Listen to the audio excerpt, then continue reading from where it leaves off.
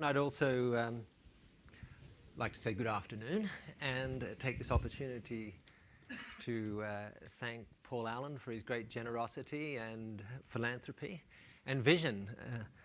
Today I'm going to talk to you about a problem introduced by Tinbergen and Lorentz, co-winners with Frisch of the '73 Nobel Prize, for their identification of the concept that behavior is built up of a repertoire or set of tools which an animal can deploy and use when it moves into specific and different environments. Much is known about the molecular basis of learning and memory over the last 20 years.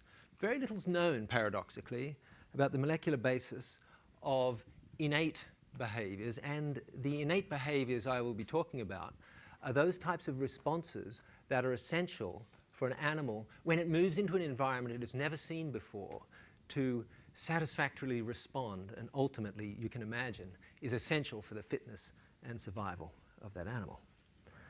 Now, the concept is sort of articulated here, whereby I'm showing you the repertoire, in this case, just of 5, of yet many more, of course, different types of behavior that this animal may exhibit under certain circumstances.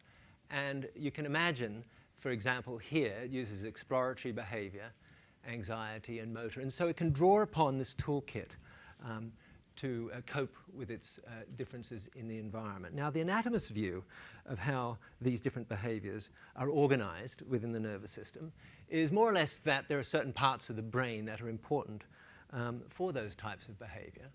But there are some shortcomings in this type of model. For example, the regionalization of behaviors is often not clear-cut within the nervous system, and it does not fit well with evolutionary and comparative species data.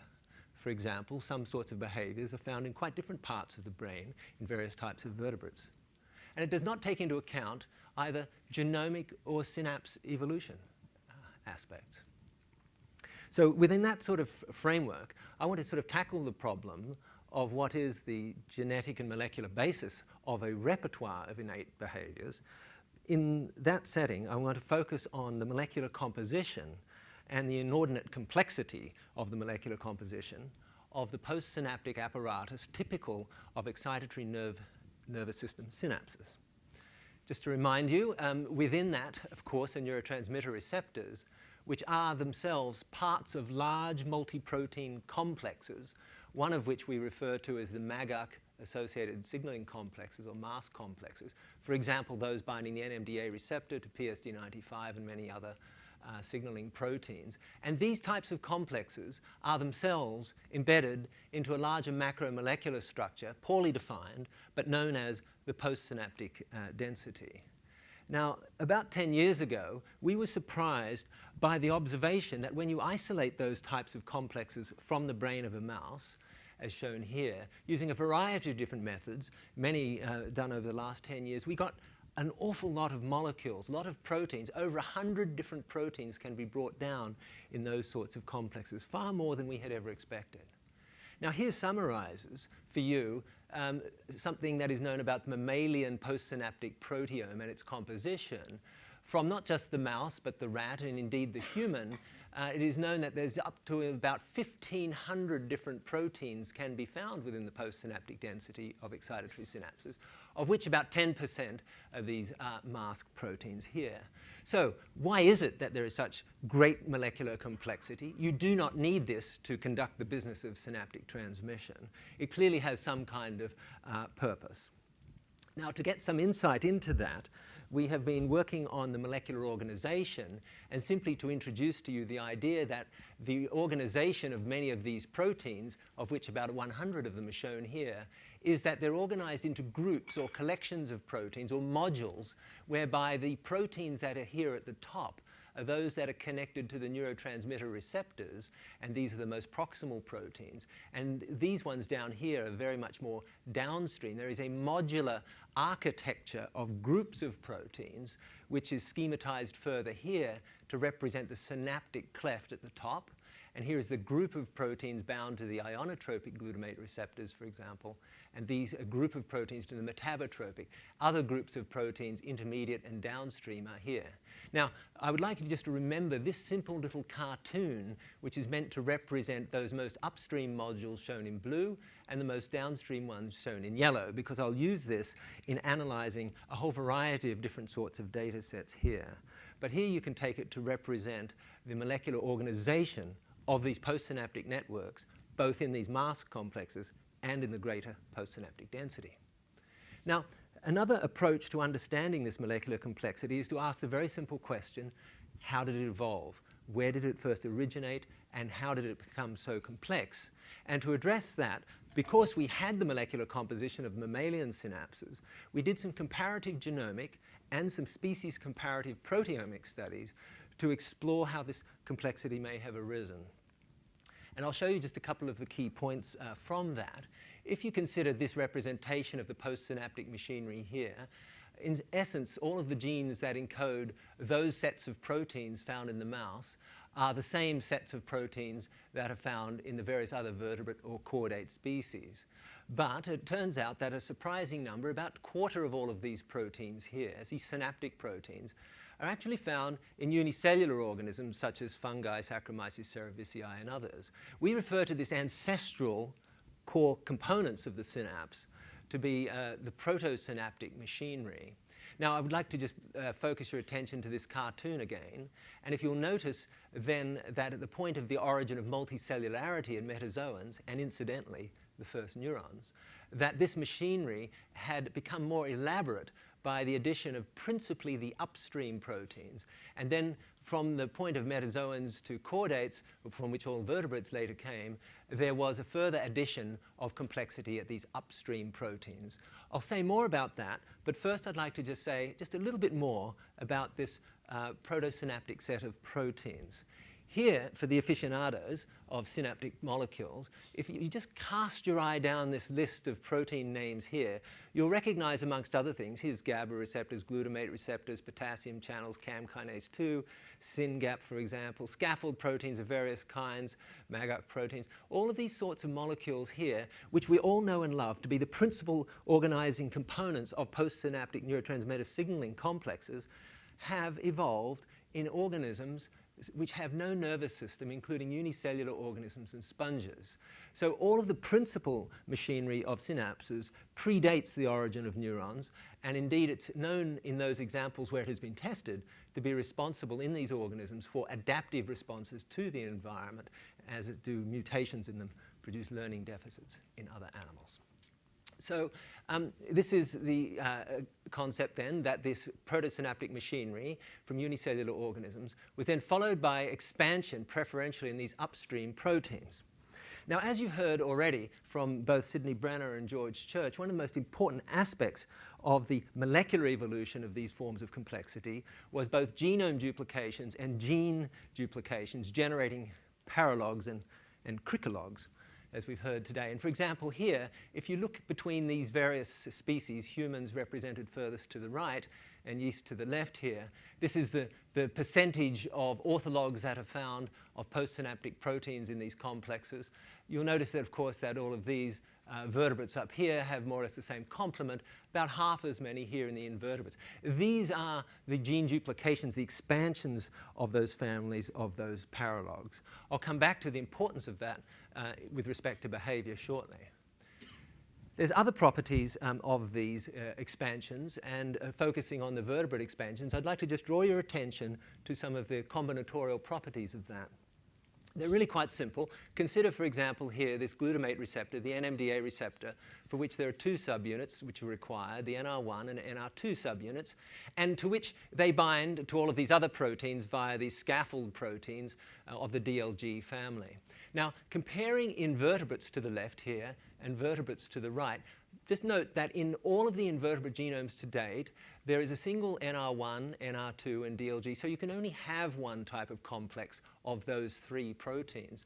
But because of these duplications, there are 4 NR2 and 4 DLGs, and in principle you can have many more by virtue of these combinations. There's not just the combinatorial properties contributed by these paralog expansions, but also there has been certain elements of domain evolution within proteins, and here is this NR2 subunit of the NMDA receptor.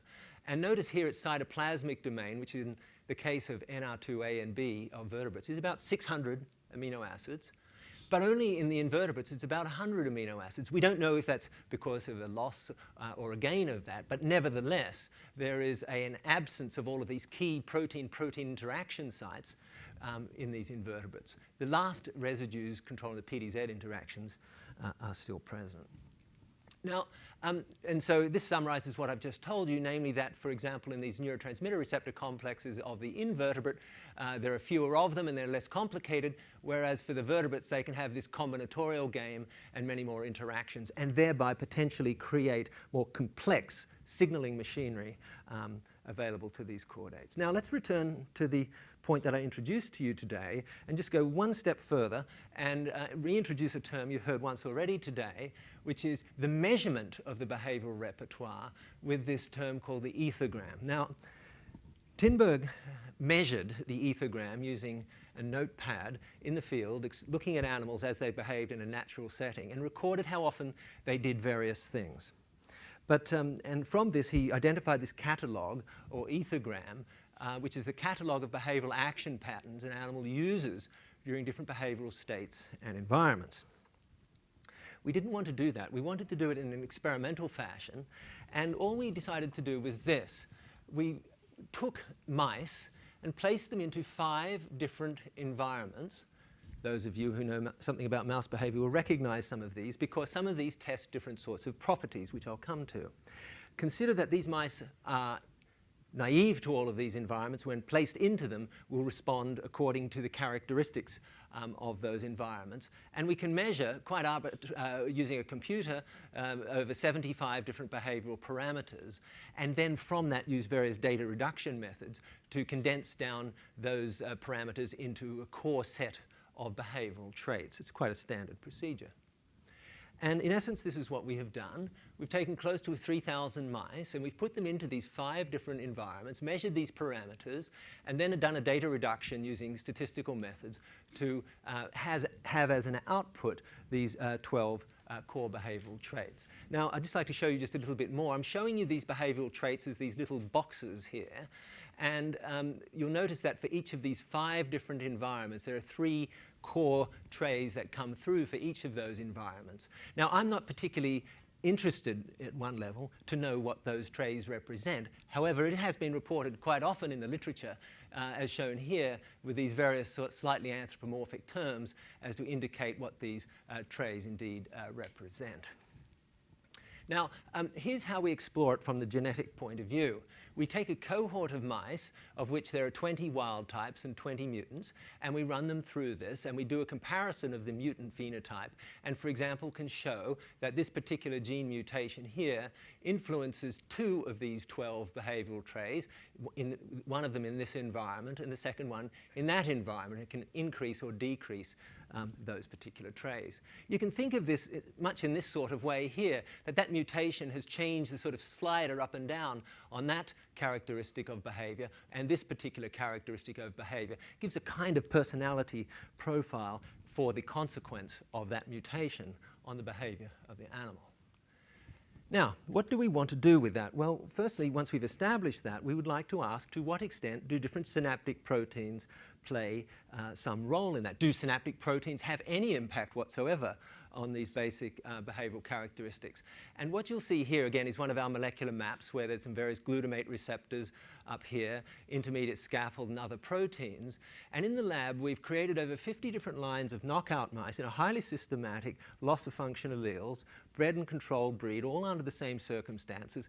20 wild types, 20 mutants all go through this behavioral testing in a very much blind fashion, later to be genotyped and tested.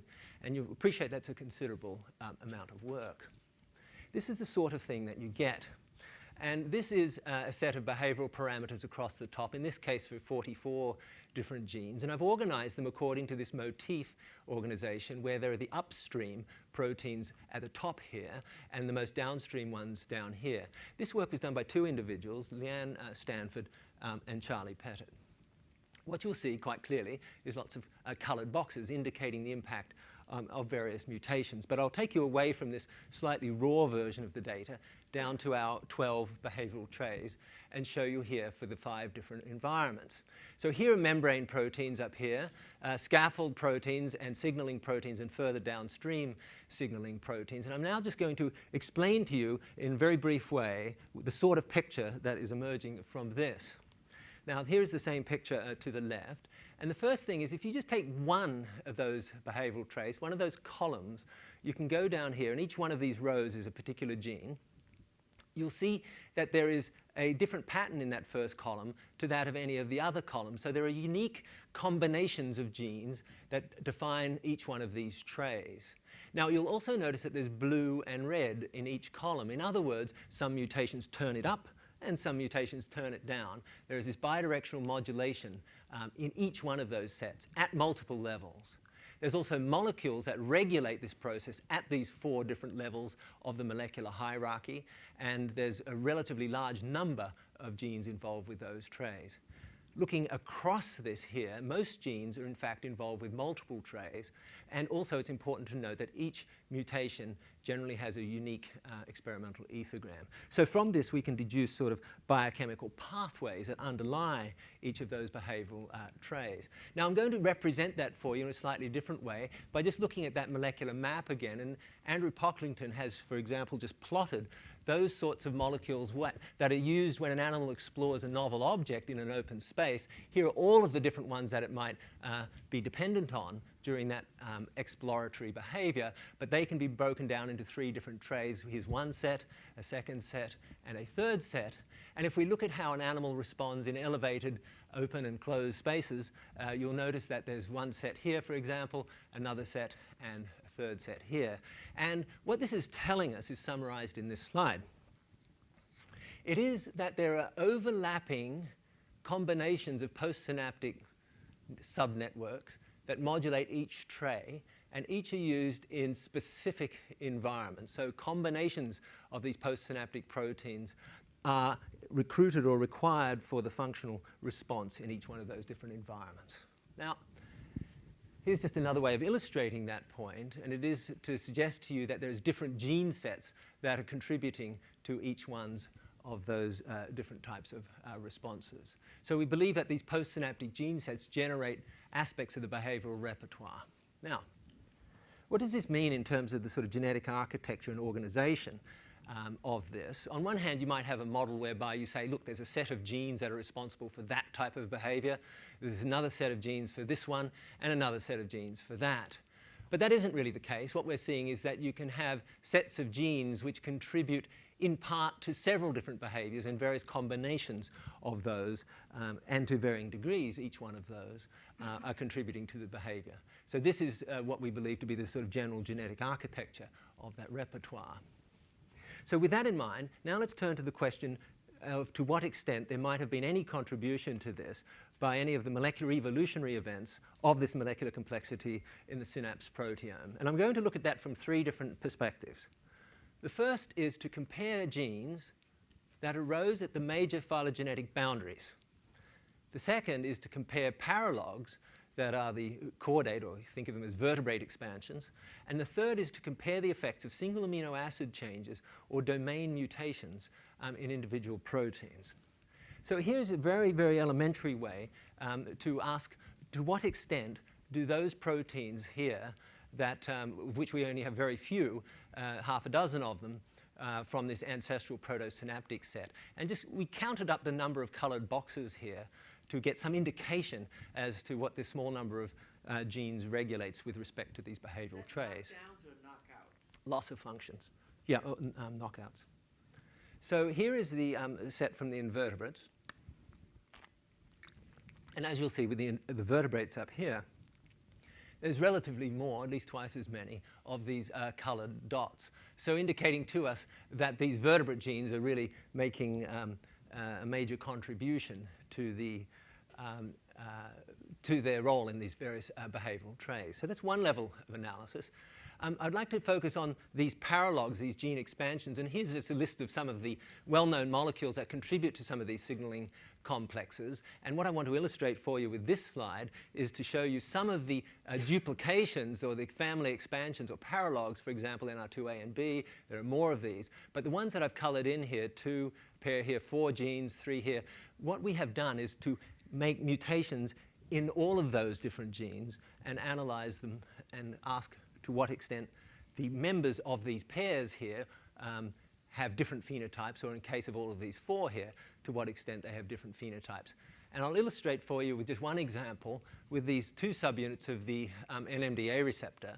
And you'll see the behavioral patterns of these 2 are different, indicating that the duplication process and subfunctionalization has contributed differentially to the behavioral repertoire. Now, is that just the case for that particular gene family? Well, we can address that by looking at 6 additional gene families, of which they're all illustrated here. And as you can see, in all cases, we're seeing the same kind of pattern, which is to say that we're seeing evidence of subfunctionalization of those gene families. Now, a third area of investigation is to ask to what extent do point mutations influence this process. And here, for example, is an individual point mutation in this gene DLG4 or PSD95, which has just this relatively minor effect on the behavioral repertoire. But if you knock out the entire gene, it has a much greater effect, suggesting to us that individual amino acids may, in many cases, have more subtle effects on the behavioral repertoire. And in fact, individual, like SNPs, they may modify very specific aspects of the behavioral repertoire. Here's another example with the NR2B subunit of the NMDA receptor, where we deleted a single amino acid on the carboxyl terminus, which has this effect here, these 2 boxes. But you'll notice that if we delete the entire C terminus here, that you end up with a different set of changes, indicating that the single amino acids and whole domain mutations can have differential effects yet again. So here's a summary of what I've just told you, and that is that synapse proteins shape innate responses to multiple environments, and that these innate responses in different environments use combinations of proteins in this molecular hierarchy of these postsynaptic complexes, the MASC complexes and the postsynaptic density.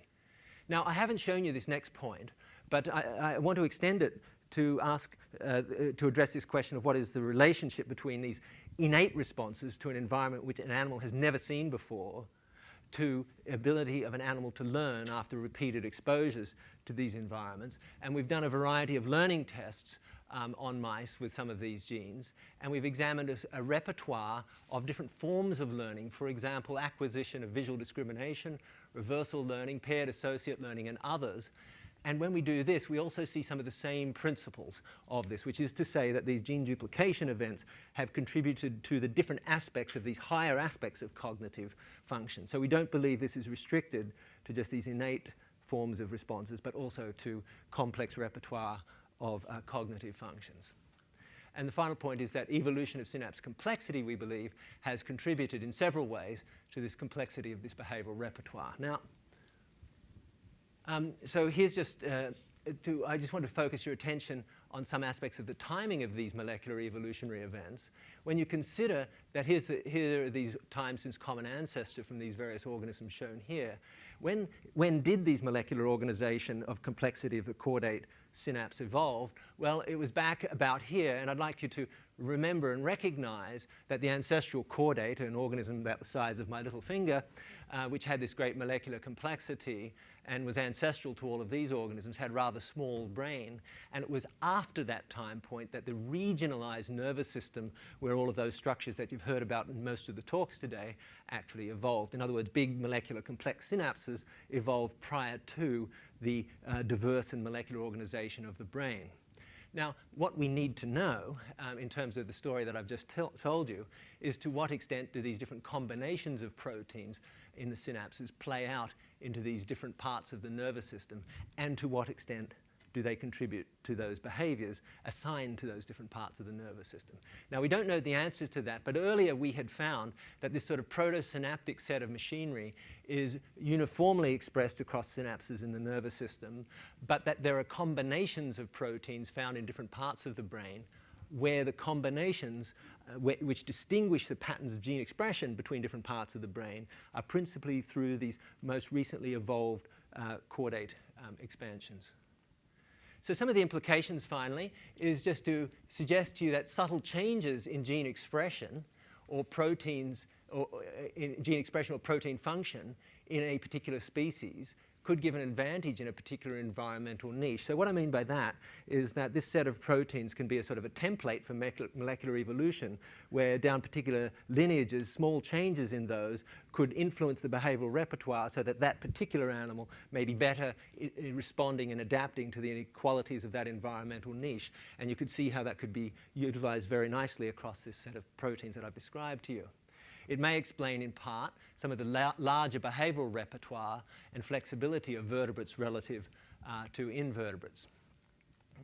And it also suggests that there is a common underlying molecular mechanism in these postsynaptic complexes for both the innate and learned responses. Many of those proteins have been studied over years to be thought as particularly important for learning and memory types of behaviors, but it is quite clear they're also employed during these very elementary innate responses. And I haven't described this to you today, but many of these genes that we've used in our examples happen to be the products of genes which are mutated in human diseases.